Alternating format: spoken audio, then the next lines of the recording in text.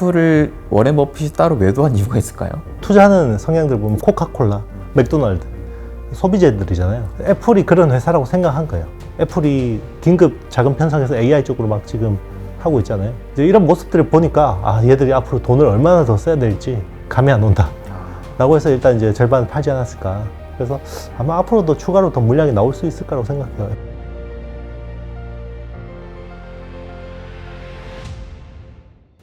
대표님, 근데 대표님께서 계속해서 좀 주목하고 계시는 이 온디바이스 AI 시장, 그 중에서도 또 가장 우리가 좀 주목해 볼 만한 기업인 애플 있잖아요.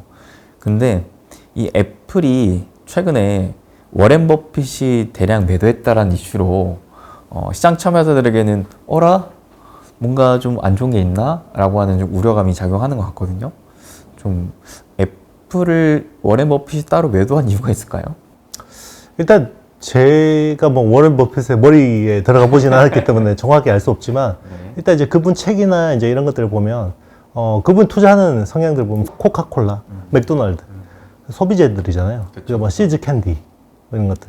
자, 그런 쪽은 사실 신규 설비 투자 필요 없고, 네, 감가상각 다 끝났고, 연구개발비 많이 필요 없고 이런 거잖아요. 애플이 그런 회사라고 생각한 거예요. 워런 버핏은 이미 스마트폰 시장에서 게임이 끝났고 애플이 더 이상의 연구개발비를 막대하게 투자할 일이 없다고 생각한 것 같아요. 근데 이게 갑자기 모바일 혁명에서 AI 혁명으로 넘어가면서 애플이 갑자기 또 막대한 캐펙스를 그렇죠. 써야 되는 상황이 된 거죠. 네. 왜냐면 AI 쪽이 준비가 안 돼 있었어요. 그러니까 갑자기 연구개발비를 많이 써야 되니까 워런 버핏이 생각한 자기네 투자 그 기준에서는 안 맞는 거죠. 애플이 자율주행차 개발 프로젝트 타이탄이라는 프로젝트를 드롭했잖아요. 드롭하고 지금 뭐 긴급 자금 편성해서 AI 쪽으로 막 지금 하고 있잖아요. 이제 이런 모습들을 보니까 얘들이 앞으로 돈을 얼마나 더 써야 될지 감이 안 온다 라고 해서 일단 이제 절반 팔지 않았을까. 그래서 아마 앞으로도 추가로 더 물량이 나올 수 있을 거라고 생각해요, 애플은. 그런데 저는 그게 오히려 워런 버핏의 어떤 매도하면서 나눈 어떤 그런 수급적인 부분보다는 애플 인텔리전스에 대한 기대감으로 충분히 시장에서 그걸 받아낼 수 있다고 생각합니다. 하긴 워렌 버핏이 애플을 매도하고 또 새로 매수한 기업들을 또 보니까 뭐 화장품 기업, 뭐 이런 소비재 기업들이 또 있더라고요. 그렇죠. 뭐 석유 회사도. 네, 확실히 그런 쪽을 굉장히 이런 보수적인 기업들을 좋아하는구나. 워렌 버핏도 원래는 젊을 때는 그 불타는 심장으로 사시다가 네. 점점 나이 먹으면서 네 이제 또 가진 게 많을수록 그렇죠. 그렇죠. 또 잃지 않는 투자를 하는 거죠. 그렇죠, 그렇죠. 우리는 이제 약간 그러면 이제 업사이드가 없으니까 공수 밸런스를 우리는 좀 더 공격적으로 좀 가져가야 되는 포지션이 있는 거고, 그렇죠. 그분은 좀 수비적인 포지션이 있는 거라고 볼 수가 있는 거겠죠. 그래서 확실히 애플이 지금 단계에서 말씀하셨던 것처럼 기존에는 이제 모바일 혁명의 워낙 주인공이었었기 때문에 그렇죠. 모든 것들을 다 생태계들을 구축한 마당에 뭐 사실상 뭐 잃을 게 없었던 거죠. 그렇죠. 하지만 이제는 또 시대가 바뀌고 이제 도전자가 됐죠. 그렇죠, 그렇죠. 뒤로 이제 물러서면 이제 끝장나는 시대가 온 것이기 때문에 이런 국면에서는 사실 돈을 최대한 더 쓰면서 앞으로 좀 나아가야 되는 포지셔닝에 있는 상황이라 뭐 워렌 버핏은 안 좋게 볼 수는 있어도 이런 뭐 혁명이나 혁신의 또 성장주들을 좋아하시는 분들은 이런 부분 또 긍정적으로 바라볼 수 있는 거니까. 맞습니다. 네. 내가 애플이라는 기업을 어떻게 바라볼 것인가가 또 더 중요한 게 아닌가. 그렇죠. 네, 그런 생각이 듭니다. 또 한편으로는 지금 이제 또 주인공인 엔비디아 얘기를 또 살짝 해보고 싶은데, 엔비디아도 마냥 계속 주인공일 수 있을까? 또 싶은 게 다른 기업들이 어느 정도는 좀 탈 엔비디아를 하고 싶어 하잖아요.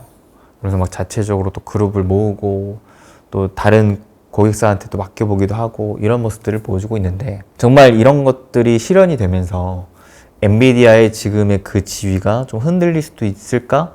이런 고민도 드는 것 같아요. 대표님 어떠세요? 지금처럼 스포트라이트가 완전히 그냥 엔비디아한테 집중된 상황은 비정상적인 거고요. 그걸 이제 젠슨 황도 알아요. 이거는 정상적이지 않다. 그래서 이제 스포트라이트를 이제 나눠 가질 수밖에 없을 건데, 이제 그게 이제 애플로 가든 테슬라로 가든 마이크로소프트로 가든 뭐 이렇게 이제 될 텐데, 그럼에도 불구하고 주요 메이저 중에 하나로 남을 거라고 생각해요. AI 혁명에서. 사실 지금은 뭐 엔비디아 말고 딱히 뭐 거론되는 상황이 아니기 때문에 그렇죠. 우리 뭐 언론지상에서 탈 엔비디아라고 이야기하지만 그 엔비디아 칩이 없어서 개발하는 회사들조차도 탈 엔비디아라고 이야기하진 않죠. 그냥 이걸 대체제라기보다는 보완제로 보고 있죠. 그렇죠, 그렇죠. 네, 그래서 주로 대부분 나오는 칩들이 그 인퍼런스 쪽이에요. 지금 데이터 트레이닝 쪽으로 엔비디아 칩 대체하겠다라는 회사는 거의 없거든요. 그러니까 대부분 인퍼런스 추론 쪽이고, 추론은 서비스 비용이기 때문에 엔비디아 칩이 너무 비싸잖아요. 샘 올트먼도 그러잖아요. 너무 눈물나게 비싸다. 눈물나게 비싸다. 그러니까 이제 일론 머스크도 비용은 차치하고 일단 공급만 원활해도 그냥 쓰겠다라는 거잖아요.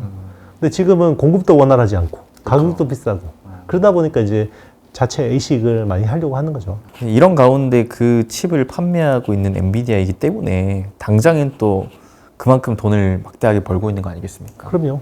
TSMC가 지금 돈 벌어들이는 거 보면 과연 그 실적 보고 과감하게 단가 올리는 거 보면 사이클이 끝났다고 이야기할 수 있냐. 그 누구도 자신할 수는 없을 겁니다. 엔비디아를 비롯한 뭐 AI에 대한 사이클에 대해서 부정하시는 분들도 엔비디아의 실적만큼은 이거를 뭐 깎아내리기가 과연 쉬울까 싶을 정도로 그렇죠. 실적이 워낙 탄탄하니까. 맞습니다. 그러니까 이제 뭐 사실 빅테크들의 캐펙스 자본 지출이 꺾여야 되겠죠. 그러니까 이제는 비싸서 더 못 사겠어, 투자 더 못 하겠어. 그러면 이제 뭐 뭔가 위험 시그널일 수도 있는데 아직까지 그런 징후는 전혀 없습니다. 네. 그러니까 투자자들이 설레발이죠. 네. 그 동안에는 투자자들하고 빅테크의 어떤 시각이 같았는데 초창기는 이제는 투자자들은 뭔가 마음이 급하잖아요. 그래서 당장 뭐가 좀 내놔봐. 그러니까 없는 거예요. 아니 뭐 아직 밥도 안 됐는데 쌀 안 익었는데 밥을 내놔라 그러냐. 그런 거죠. 빅테크. 그게 이제 지금의 뭔가 시각의 괴리인 건데 이게 또 새로운 또 온디바이스 AI가 나온다 그러면 또 투자자들은 흥분해서 또 막 앞서갈 거예요. 항상 그렇습니다. 그러면은 AI 사이클이 그래도 언젠가는 좀 힘이 꺾이고 떨어질 수는 있는 거잖아요. 그 시기를 우리가 뭐 감히 예측할 수는 없겠지만 어떤 뭐 지표를 본다든지 어떤 신호를 본다든지 그러한 지금의 AI 사이클의 그런 강한 상승세의 흐름이 좀 꺾일 만한 타이밍, 그때 좀 우리는 어떤 것들을 보면서 그래도 어느 정도 예측할 수 있을까를 바라봤을 때 대표님께서 보시는 특별한 뭐 지표가 있으실까요? 주도하는 게 디바이스면 심플하죠. 뭐 스마트폰이 초창기 시장이 뭐 몇 억대였다가 이게 정점을 찍은 게 15억대를 찍고 이제 내려온 거거든요. 네네. 13억대, 뭐 12억대 이런 식으로 내려오면서 정점을 찍은 거거든요. 그래서 아마 15억대를 찍은 게 아마 모바일 혁명이 시작되고 한 5년 차? 6년 차 정도였던 것 같아요. 그래서 보통 10년 사이클이라 그러면 이 사이클이 완성되는 거거든요.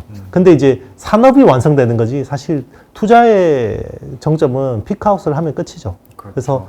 그래서 뭐 보통 10년 사이클 그러면 한 5년 정도라고 볼 수 있거든요. 그 이번에도 뭐 5년인지 저도 모르겠습니다만은 근데 이제 지금은 그런 피크아웃을 걱정하면서 뭔가 지표를 보기보다는 이 서버 클라우드 사이클에서 또 어떤 쪽으로 확장이 될지에 대해서 좀 더 관심을 가지는 게 더 나을 것 같습니다. 네. 지금 이 AI 혁명의 피크아웃을 뭐 걱정할 상황은 아니에요. 제가 보기에는 그거는 한 2027년, 8년에 걱정이 될 것 같습니다. 지금은 끝이 아닌 확장에 좀 더 관심을 가질 만한 타이밍이다. 네, 그렇죠. 그래서 이 확장 부분에 있어서는 그래서 온디바이스 AI 쪽 일단은 좀 살펴보는 게 좋겠다라는 부분인 거네요. 그렇죠. 이게 이제 AI가 우리 실생활에 어떻게 인프라로 스며들지 그게 이제 제일 중요한 관건이겠죠. 분명히 킬러 어플리케이션이 나올 겁니다. 네, 나올 거고 그게 인류의 라이프 스타일을 바꿔 놓을 거예요. 근데 그게 뭔지는 저도 모르겠습니다. 재벌집 막내 아들이 아니기 때문에 회개하지 않으면 알 수 없어요. 그렇죠, 그렇죠. 네. 참 그런 능력이 한 번이라도 주어진다면 얼마나 좋을까요? 그렇죠. 세상을 다 가진 기분일 것 같은데. 그렇죠. 순양전자 같은 거 관심도 안 둬도 될 텐데. 구글하고 애플에 몰빵하면 되는데. 그렇죠, 그렇죠. 그럼 대표님께서 이제 앞으로의 AI 그 혁명에 있어서의 투자를 한다고 봤을 때 뭐가 가장 중요하다고 생각하세요? 다 중요하죠. 네, 다 중요한데 이제 결국은 관점을 CP&D라는 네 가지 요소를 중심으로 한번 보시면 될 것 같아요. 그래서 콘텐츠, 플랫폼, 네트워크, 디바이스인데 지금은 이제 AI라는 인프라 쪽에 관심을 가지고 있는 거고 이게 콘텐츠 쪽에 AI가 어떻게 적용이 돼서 컨버전스가 돼서 새로운 부가가치를 만들어내는지 그리고 이게 뭐 플랫폼에 어떤 또 부가가치를 만들어낼지 뭐 이런 것들을 잘 지켜봐야겠죠. 당장 뭐 예를 들면 뭐 사실 운전대 안 잡는 자동차가 도로에 다니기 시작하면 그게 얼마나 경제적인 효과를 내고 많이 바꿔놓겠어요. 그리고 기존에 운전하시는 분들은 또 거기서 일자리를 잃으실 거고, 네. 이제 이런 것들 굉장히 복잡다단하게 엮여 있는 거죠. 그래서 이거를 단순히 그냥 기술적인 관점보다는 굉장히 인문학적인 관점에서 이걸 봐야 돼요. 그게 사실 부동산 시장도 바꿔놓을 수 있어요. AI가. 그렇잖아요? 그렇죠, 그렇죠. 네. 직주 근접에 대한 그런 메리트들이 달라질 수도 있어요. 네. 교육에 대한 인프라, 의료에 대한 인프라. 이미 세상을 많이 바꿔놓고 있지만 앞으로 더 많이 바꿔놓을 가능성이 높은 게 AI이지 않습니까? 그렇죠. 가속화시키죠. 변화를. 그렇죠, 그렇죠. 그렇죠. 그리고 사람이라는 거는 결국 한번 효율성, 편의성에 중독되면 못 들어가요. 네. 처음엔 저항을 하죠. 엄청나게 저항을 하는데 나중에는 못 들어갑니다. 스마트폰이 결국 PNP를 없앴고 MP3 플레이어를 없앴고 전자 계산기를 없앴고 했지만 결국 굴러가잖아요. 그리고 AI가 또 수많은 것들을 없애내고 또 수많은 것들을 만들어내겠죠. 항상 저는 이제 그래서 관심 깊게 보려고 그러고 좀 남들하고 다르게 보려고 물구나무도 서보고 그러고 있습니다.